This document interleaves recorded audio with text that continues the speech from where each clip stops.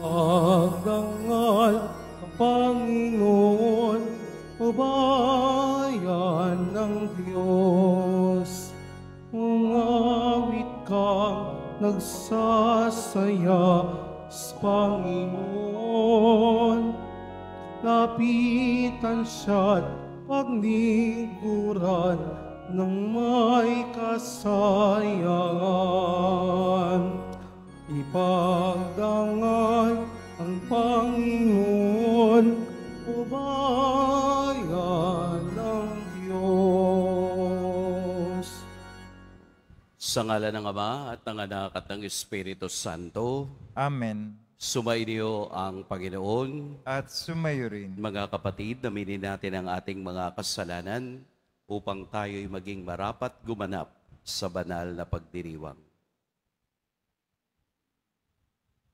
Tayo pong lahat, inaamin ko sa makapangyarihang Diyos at sa inyo, mga kapatid, na lubha akong nagkasala sa isip, sa salita, sa gawa, at sa aking pagkukulang. Kaya isinasamo ko sa Mahal na Birheng Maria, sa lahat ng mga anghel, mga banal, at sa inyo, mga kapatid, na ako'y ipanalangin sa Panginoong ating Diyos. Pawaan tayo ng makapangyarihang Diyos, patawarin tayo sa ating mga kasalanan, at patnubayan tayo sa buhay na walang hanggan. Amen. Panginoon, kaawaan mo kami.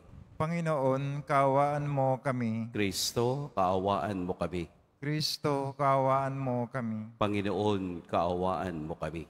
Panginoon, kaawaan mo kami. Ginugunita natin ngayon si Santa Cecilia, dalaga at martir. Manalangin tayo.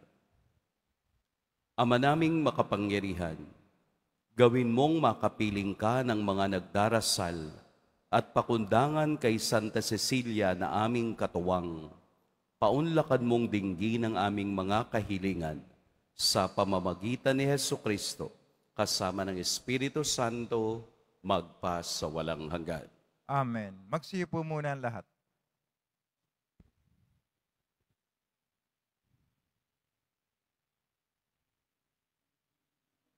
Pagbasa mula sa unang aklat ng Makabeo.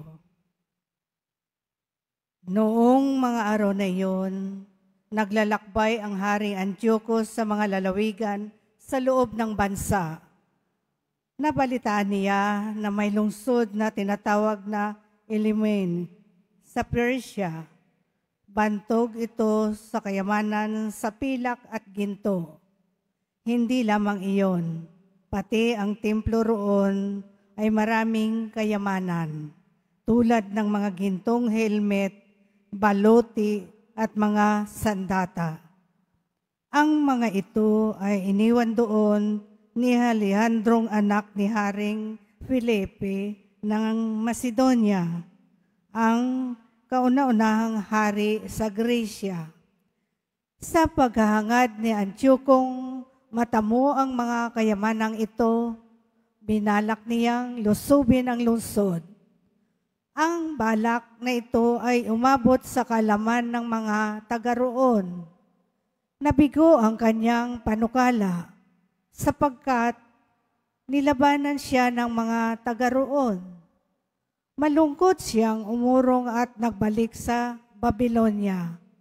Nasa Persya ang Haring Antiochus nang may magbalita sa kanya na napipilan at umurong ang mga hukbong pinasalakay sa Judea. Nabalitaan din niya na si Elisias at ang malaking hukbo nito ay napaurong din ng mga Israelita. Ano pat ang mga Israelita ay bantog na sa lakas dahil sa nabihag nilang mga tauhan at kagamitan ng mga hukbong kanilang nalupig.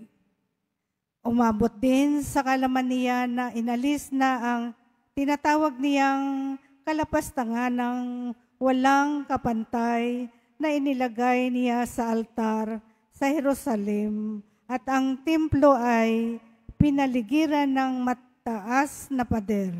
Pati ang kanyang lungsod ng Bitsor at isinagawa ng kuta.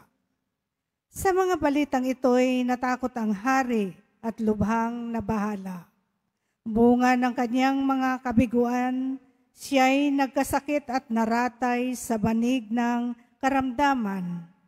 Maraming araw na nanaig sa kanya ang matinding kalungkutan hanggang sa maramdaman niyang malapit na siyang mamatay. Dahil dito, tinawag niya ang lahat niyang mga kaibigan at ganito ang sinabi, "Matagal na akong di makatulog dahil sa pag-aalala. Maitatanong ko sa aking sarili kung bakit ko dinaranas ang ganitong kahirapan. Alam naman ninyong hindi ako mahigpit sa aking pamamahala. Ngunit naalala ko ang aking masamang ginawa sa Jerusalem. Inalis kong lahat ang mga kagamitang pilak at ginto sa templo at ipinapatay ko ang mga mamamayan ng Judea kahit walang dahilan. Alam kong ito ang dahilan ng aking mga kahirapan. Ngayon, ako'y mamamatay sa ibang lupain." Ang salita ng Diyos. Salamat sa Diyos. Poon, pupurihin kita sapagkat ako'y ligtas na. Poon, pupurihin kita sapagkat ako'y ligtas na. O Panginoon ko, buong puso kitang pasasalamatan. Ang kahanga-hanga ni ginawa mo, poon aking isasaysay. Dahilan sa iyo, ako ay aawit na may kagalakan. Pupurihin kita, Panginoon naming kataas-taasan. Poon, pupurihin kita sapagkat ako'y ligtas na. Makita ka lamang ay nagsisiurong ang aking kaaway. Dahilan sa takot, sila'y nadarapa hanggang sa mamatay. Iyong hinatulan yaong mga hintil at mga balakyot. Alaala nila sa lahat ng lupay, pinawi mong lubos. Poon, pupurihin kita sapagkat ako'y ligtas na. Itong mga hintil nahulog sa hukay na ginawa nila. Sa kanilang bitag na umang sa akin ang nahuli sila. Di habang panahon na pababayaan ang nanghihirap, maging mga api, may bagong pag-asa na muling sisikat. Poon, pupurihin kita sapagkat ako'y ligtas na. Tumayo na po ang lahat.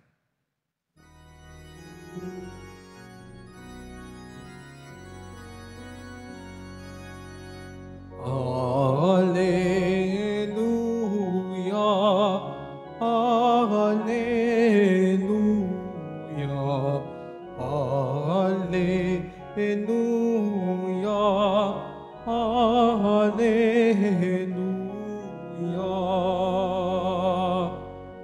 Si Kristo ay nagtagumpay, nalupig ang kamatayan, nagnining ang pagkabuhay. Hallelujah, Hallelujah, Hallelujah, Hallelujah. Sumainyo ang Panginoon. At sumayo rin. Ang mabuting balita ng Panginoon ayon kay San Lucas. Papuri sa iyo, Panginoon. Noong panahong iyon, may ilang Saduseyo na lumapit kay Jesus. Ang Saduseyo'y hindi naniniwala na muling bubuhayin ang mga patay. Guro, anila, naglagda po si Moses ng ganitong batas para sa amin. Kung mamamatay ang isang lalaki at maiwang walang anak ang kaniyang asawa, ang kapatid na lalaki dapat pakasal sa balo upang magkaanak sila para sa namatay. May 7 magkakapatid na lalaki. Nag-asawa ang panganay at namatay na walang anak. Napakasal sa balo ang pangalawa at namatay. Gayon din ang nangyari sa pangatlo hanggang sa pampito. Isa-isang napangasawa ng babae at pawang namatay na walang anak. Sa kahuli-hulihay, namatay naman ang babae. Sa muling pagkabuhay, sino po sa 7 ang kikilalaning asawa niyang yamang napangasawa niya silang lahat? Sumagot si Jesus, sa buhay na ito, ang mga lalaki at mga babae nag-aasawa. Ngunit ang mga lalaki at babaeng karapat-dapat na muling buhayin para sa kabilang buhay ay hindi na mag-aasawa. Hindi na sila mamamatay sapagkat matutulad sila sa mga anghel. At sila'y mga anak ng Diyos, yamang muli silang binuhay. Maging si Moses ay nagpapatunay na muling binubuhay ang mga patay, sapagkat sa kaniyang kasaysayan, hinggil sa nagliliyab na mababang punong kahoy, ang Panginoon ay tinawag ng Diyos ni Abraham, Diyos ni Isaac at Diyos ni Jacob. Ngunit ang Diyos ay hindi Diyos ng mga patay, kundi ng mga buhay. Sa Kanya'y buhay ang lahat. Sinabi ng ilan sa mga eskriba, magaling ang sagot ninyo, Guro, at wala nang nangahas na magtanong sa Kanya ng anuman. Mga kapatid, ang mabuting balita ng Panginoon. Pinupuri ka namin, Panginoong Jesucristo. Magsiyo po muna ang lahat. Magandang umaga po sa lahat. Malalim po ang ating ebanghelyo. Ito'y tungkol sa resurrection of the dead o yung pagkabuhay na muli ng mga namatay na isa sa ating sinasampalatayanan. Kaya nga tuwing linggo kapag tayo nagdadasal ng sumasampalataya ako doon sa dulo, sa 11 at 12 artikulo ng ating pananampalataya, ating binabanggit yung pagkabuhay na mag-uli ng nangamatay na tao at sa buhay na walang hanggan. Ano ba ang mga kailangan nating tingnan sa Ebanghelyo? Una, kung hindi ka naniniwala, bakit kailangan mong itanong? Ang mga Sadducees ay gumagalaw sa templo. Naniniwala sa kasulatan ni Moses. Naniniwala sa Diyos. Pero hindi sila naniniwala sa muling pagkabuhay. Paano kaya yon?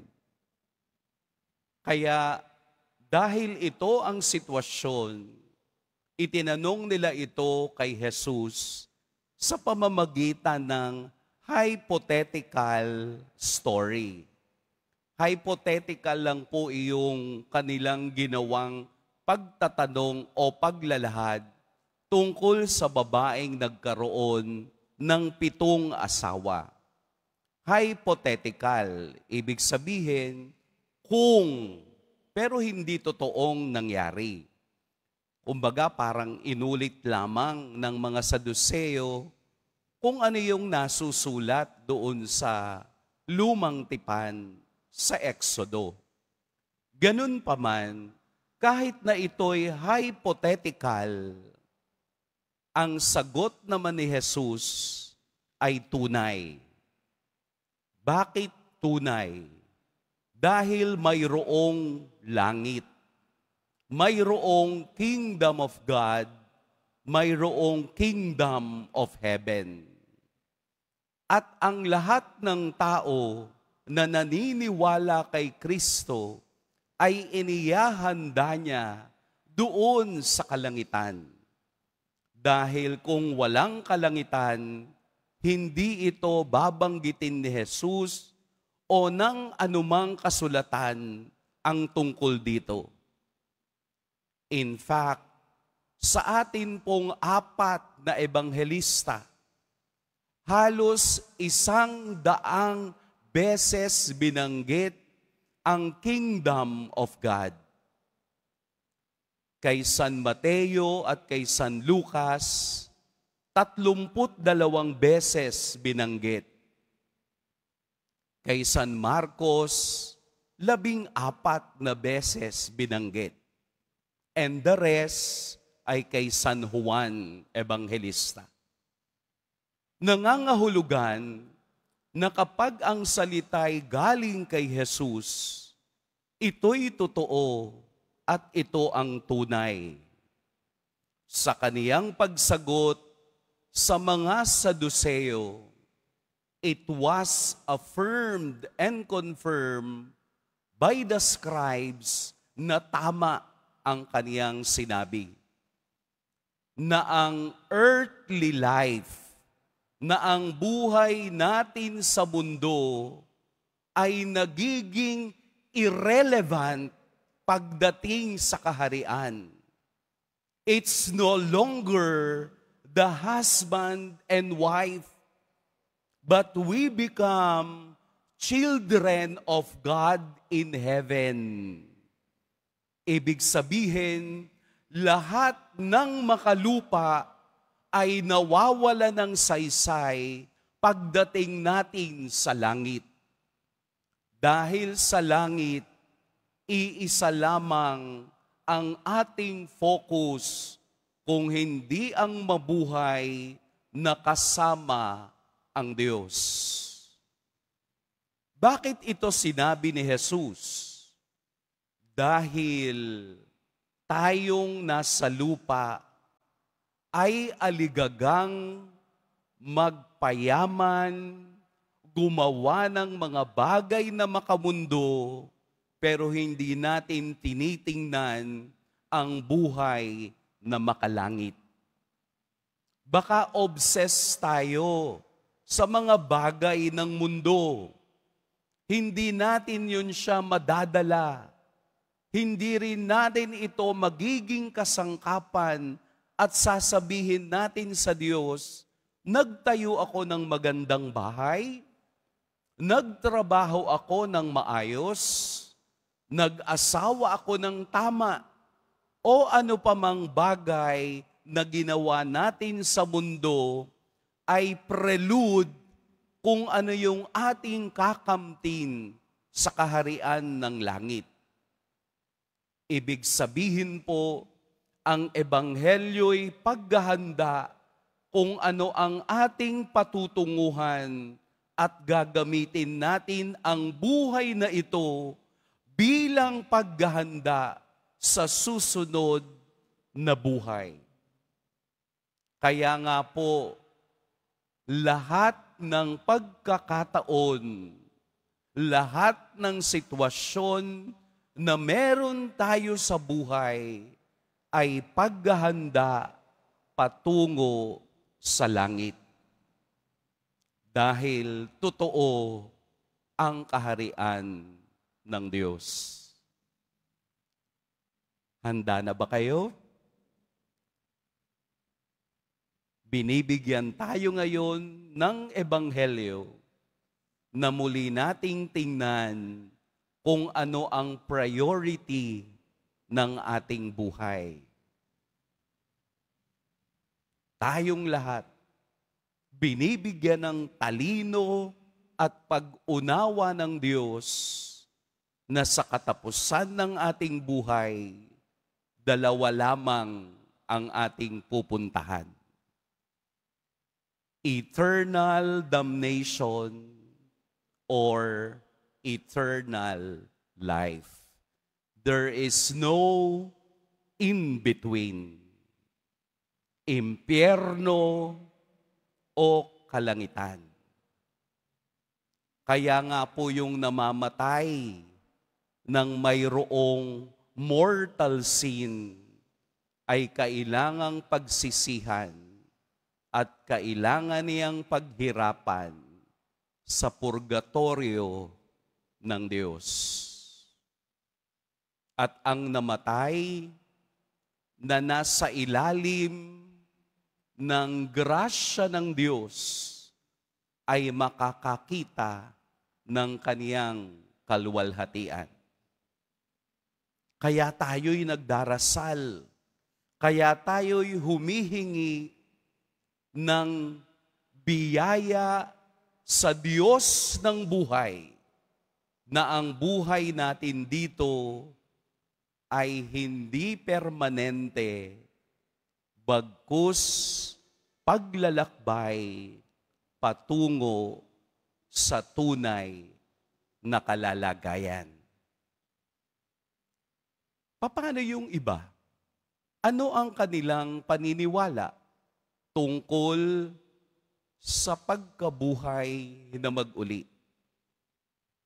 Halimbawa, ang mga Budismo, sila ay naniniwala sa life cycle, transmigration of the soul. Anong ibig sabihin nun? Na hindi namamatay ang kaluluwa. Pumupunta lamang sa panibagong buhay hanggang ma-reach niya ang nirvana. Yung nirvana, yung katapusan ng purification na pinagdadaanan ng tao. Pero hindi naman tayo Budismo eh. Tayo ay Kristiyano na ang paniniwala natin, tayo'y mamamatay, pero hindi ito katapusan, bagkus paglipat sa panibagong buhay. Kaya nga ang tinatawag natin, sumakabilang buhay. Hindi natin sinasabi dun sa taong namatay, sumakabilang patay. Hindi. Sinasabi natin, sumakabilang buhay. Dahil naniniwala tayo na sa kabilang buhay ay naroroon ang Diyos na nagbibigay ng biyaya sa lahat. Kaya po tanggalin nyo yung minsang mali nating pag-iisip at akala. Ano po yun? Yung kapag may namatay sa ating pamilya at may dumating na paru-paro, anong sinasabi ninyo? Hala, may message si nanay. Dumapo pa dun sa aking balikat. Parang may gustong sabihin. Hindi, walang ganon. Walang ganon. Hindi pwedeng sumanib ang kaluluwa ng tao sa kaluluwa ng paru-paro. Hindi magkakasya. Kaya aalisin natin yung ganong kaisipan. Ang kaluluwa ng tao'y naglalakbay ayon sa diwa at biyaya ng Diyos. Kaya nga tayo nananalangin sa kanila. Atin silang ipinagdarasal upang sila'y patuloy na makapaglakbay patungo sa Diyos. Ang mahalaga, ang focus natin sa mundo ay ang ikalawang buhay. Ang focus natin ay ang buhay na walang hanggan. Irrelevant na ang lahat. Lahat ng maiiwanan ninyo'y hindi magagamit sa kaligtasan. Kahit na ikay anak ng kontraktor. Kahit na milyon ang maiwanan mo, hindi ito magiging dahilan sa kaligtasan ng tao. Ang mahalaga ngayon ay gagawin mo ang tama, gagawin mo ang mabuti para sa iyong paglalakbay, may baon ka na patungo sa Diyos. Guro, magaling ang sagot ninyo. Napakagaling ng Diyos. Siya lamang ang may-ari ng ating buhay at ng ating ikalawang buhay. Pagyamanin natin, manatili tayong tapat hanggang katapusan. Pagpalain tayo ng poong may kapal. Tumayo na po ang lahat.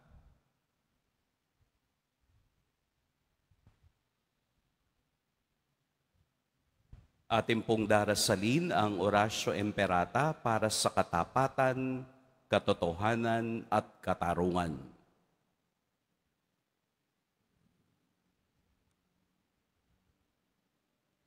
Amang makapangyarihan sa lahat, ikaw ang gumabay sa iyong bayan mula sa pagkaalipin bilang haliging ulap sa araw at haliging apoy sa gabi.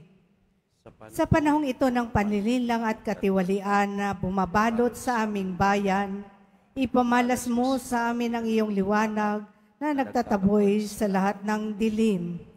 Inaamin namin kami rin ay madalas lumalakad sa kadiliman, sa aming pananahimik, pagkikibit-balikat at kawalang pakialam. Hinayaan naming lumaganap ang kasinungalingan at umusbong ang katiwalian.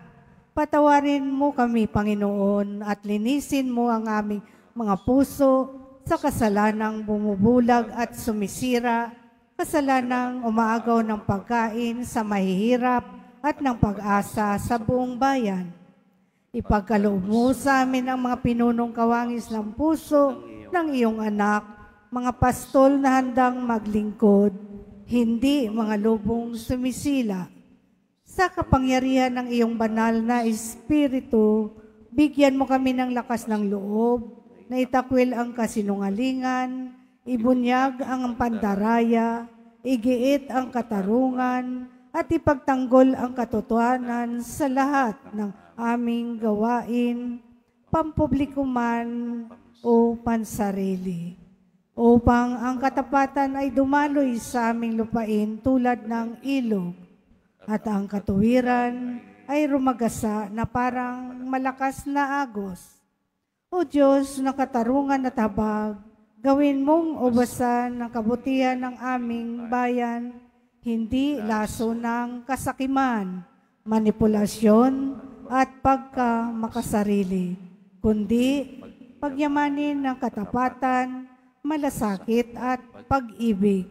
Hinihiling namin ito sa pamamagitan ni Kristong aming Panginoon. Amen. Maria, salamin ng katuwiran, Panalangin mo kami. San Miguel Arcangel, Ipanalangin mo kami. San Lorenzo Ruiz at San Pedro Calonsod, Ipanalangin ninyo kami. Magsiyo po muna lahat.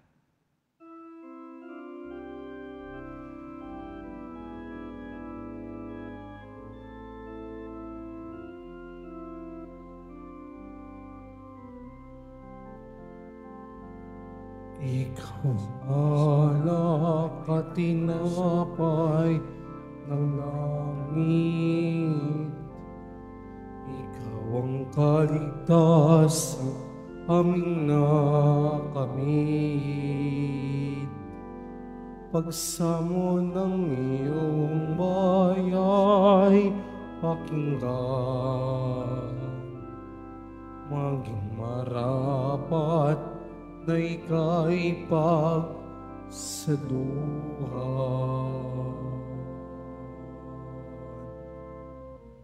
Tumayo na po ang lahat. Madalangin kayo mga kapatid upang pag-aay natin ay kalugdan ng Diyos amang makapangyarihan. Tanggapin nawa ng Panginoon itong paghahain sa iyong mga kamay sa kapurihan niya at karangalan sa ating kapakinabangan at sa buong sambayan banal.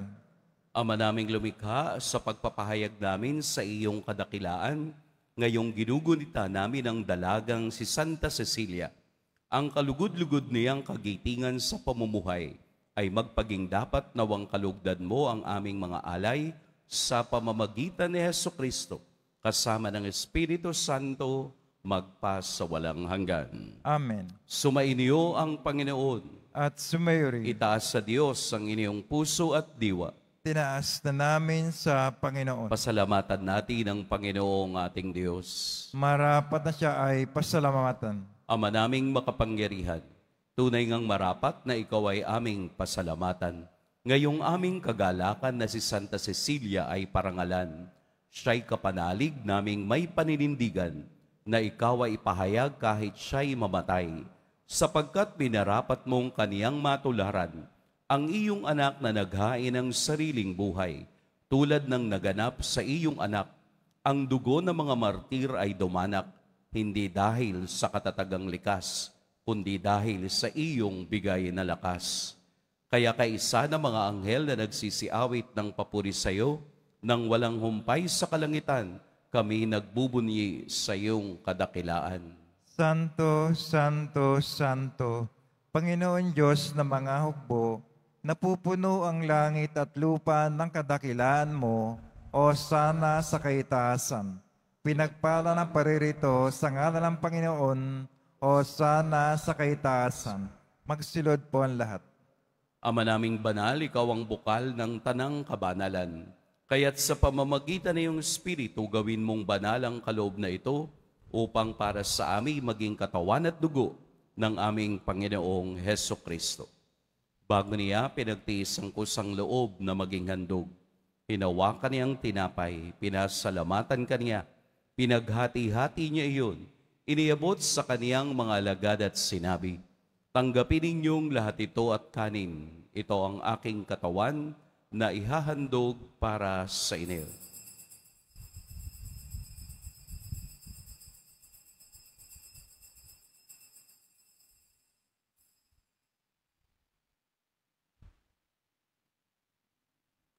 Gayun din naman noong matapos ang hapunan, hinawakan niya ang kalis, muli kaniyang pinasalamatan, inabot niya ang kalis sa kaniyang mga alagad at sinabi, "Tanggapin ninyong lahat ito at inumin. Ito ang kalis ng aking dugo, ng bago at walang hanggang tipan, ang aking dugo na ibubuhos para sa inyo at para sa lahat, sa ikapagpapatawad ng mga kasalanan.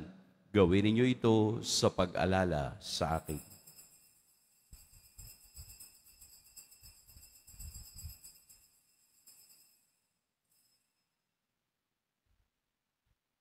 Tumayo na po ang lahat.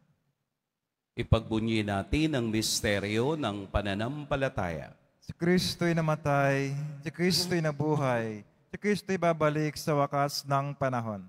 Ama, ginagawa namin ngayon ang pag-alala sa pagkamatay at muling pagkabuhay ng iyong anak. Kaya't iniaalay namin sa iyo ang tinapay na nagbibigay buhay at ang kalis na nagkakaloob ng kaligtasan. Kami nagpapasalamat dahil kami iyong minarapat na tumayo sa harap mo para maglingkod sa iyo. Isinasamo namin kaming magsasalo-salo sa katawan at dugo ni Kristo ay mabuklod sa pagkakaisa sa pamamagitan ng Espiritu Santo. Ama, lingapin mo ang iyong simbahang laganap sa buong daigdig. Puspusin mo kami sa pag-ibig, kaisa ni Leon na aming Papa, at ni Jose na aming Arsobispo at ng Tanang Kaparian.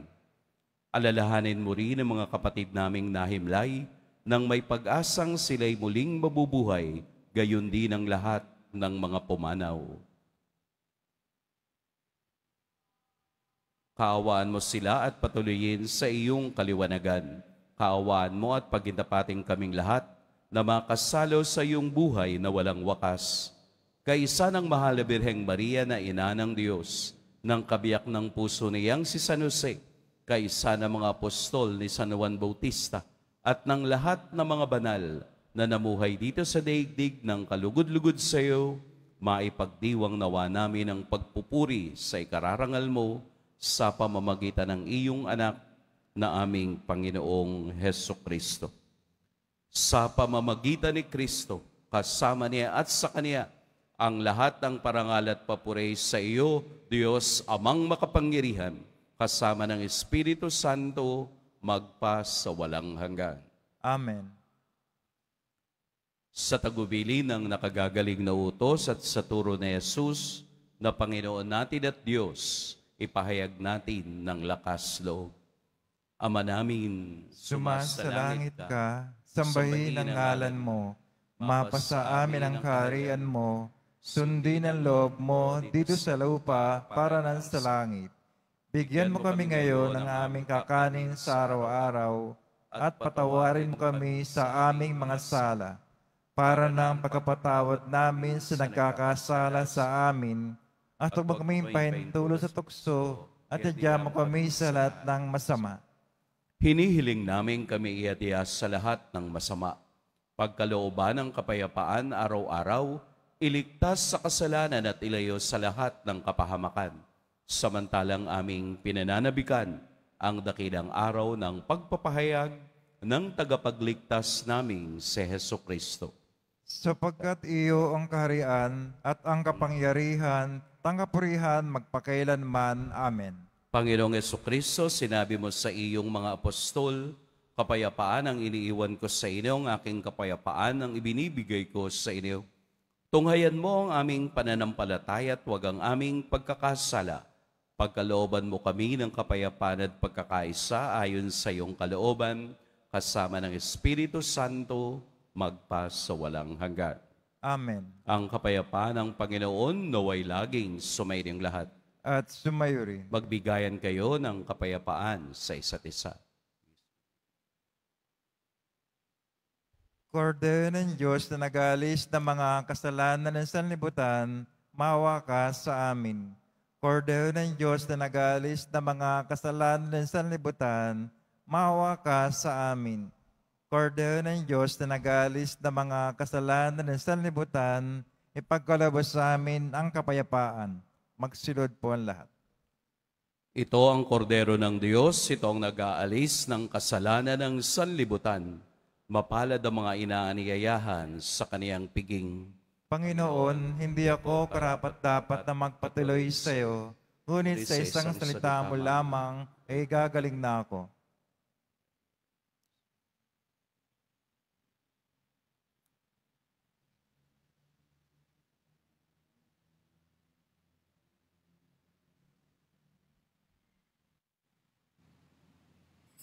Para sa lahat ng tatanggap ng banal na komunyon, sasagot po tayo ng amen pagkasabi ng pare o lay minister ng katawan ni Kristo at isubog at sa bibig bago umalis sa ng pare o lay minister. Sumunod po tayo.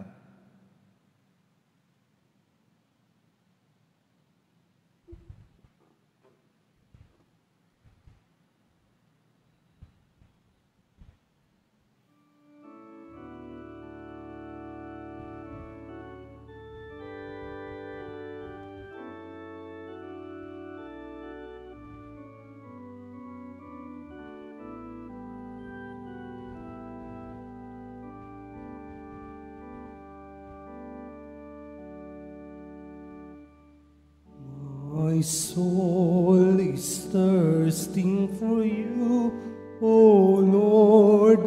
My soul is thirsting for you, O Lord, my God. O God, you are my God, for you I know, for you my body yearns for you. My soul thirsts like a land parched, lifeless, and without waters. My soul is thirsting for you, O Lord.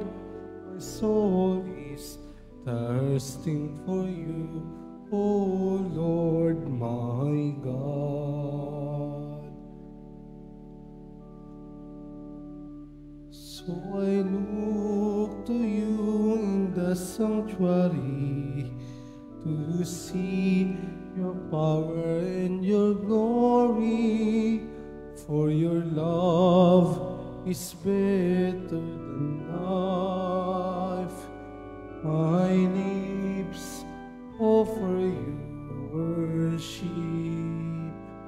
My soul is thirsting for you, O Lord. My soul is thirsting for you, O Lord, my God.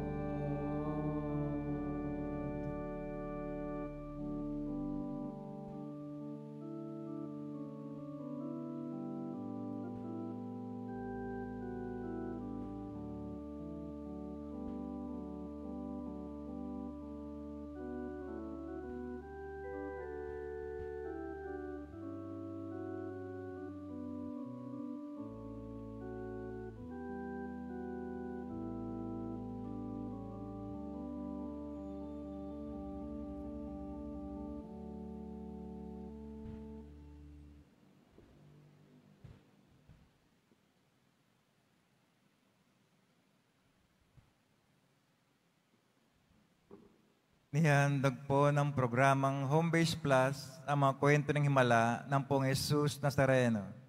Ito po ay mga dokumentaryo sa mga buhay na binago ng ating Nuestro Padre Jesus Nazareno. Mapapanood po ito bukas, linggo, sa ganap na ika-6 na umaga sa GMA 7. Gayun din para sa mga nais magbahagi ng kanilang mga kwento ng himala ng Nazareno. Mangyari na mag-email sa himala-ng-nazareno@gmail.com. Inanyahan po ang lahat na sumubaybay. Mga katiboto, mabibilin pa na po sa ating parish office ang Nazareno Images, Nazareno Medallion, at ang Nazareno Novena and Prayer Booklet in English or Tagalog. Available na po ang opisyal na kalendaryo para sa taong 2026 ng ating parokya. Sa mga nag-anais bumili, maaari kayo magtungo sa ating parish office. Ito po ay nagkakahalaga ng 50 pesos. Pagkatapos ng misa, babasbasan po ang lahat ng banal na tubig. Pinakikiusapan ng lahat na manatili lamang muna sa inyong mga lugar, tanging sa Quezon Boulevard o sa plaza sa naman lamang ang labasan ng lahat. Sumunod po tayo. Maraming salamat po sa inyong pagdalaw at pagsisimba sa Basilica Menor at Pambansang Dambana ni Jesus Nazareno. Tumayo na po ang lahat. Manalangin tayo. Ama naming mapagmahal, sa pagsasalo namin ngayon sa banal na pakikinabang, matulungan nawa kami ng ulirang katapatan ni Santa Cecilia upang tanging ikaw ang aming mahalin habang inaako namin ang malasakit ni Hesukristo kasama ng Espiritu Santo magpas sa walang hanggan. Amen. Mga kapatid, ating ipagdasal ang ating mga minamahal na yumao at ang lahat ng mga kaluluwa sa purgatorio. Panginoon naming Diyos, Ama namin, Ikaw po ang dahilan ng aming pagsilang, sa iyo galing ang aming hiram na buhay. Buong kababaang loob po kaming nananalangin at kami nagmamakaawang kalugdan mo po ang mga kaluluwa na mga pumanaw na sa mundong ito. Sila naway magkamit ng buhay sa iyong piling. Alisin mo ang anumang mga karumihan ng kasalanan upang sila ay maging marapat sa iyong walang hanggang kalinisan. Iahon mo sila mula sa purgatorio at bigyan ng puwang sa iyong kaharian sa langit. Kapayapaan kailanman ang igawad ng may kapal sa mga yumaong nagsipanaw. Sila naway silayan ng iyong ilaw na walang hanggan. Amen. Mapanatag nawa sila sa kapayapaan. Amen.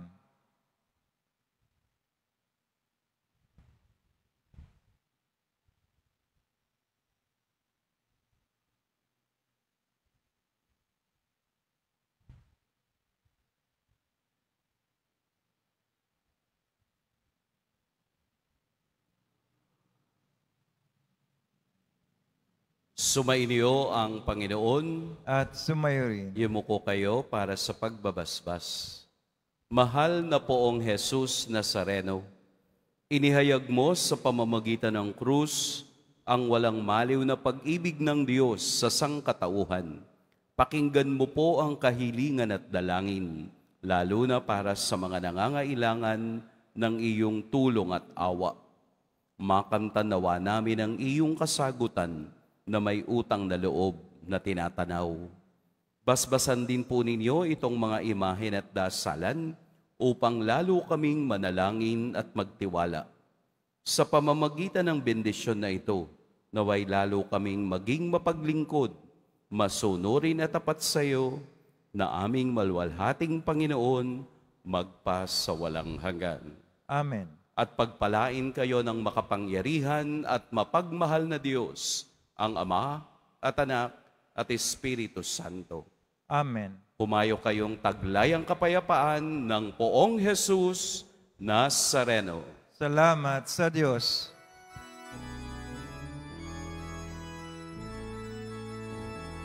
Nuestro Padre Jesus Nazareno, sinasamba ka namin, pinipinto ka namin, aral mo ang aming buhay at kaligtasan.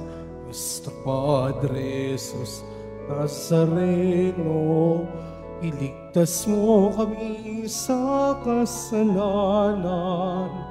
Ang krus mong kinamatayan ay sagisag ng aming kaligtasan. Nuestro Padre Jesus Nazareno, dinarangal ka namin. Nuestro Padre Jesus Nazareno, nilulwalhati namin. Nuestro Padre Jesus Nazareno, dinarangal ka namin. Nuestro Padre Jesus Nazareno, nilulwalhati ka namin.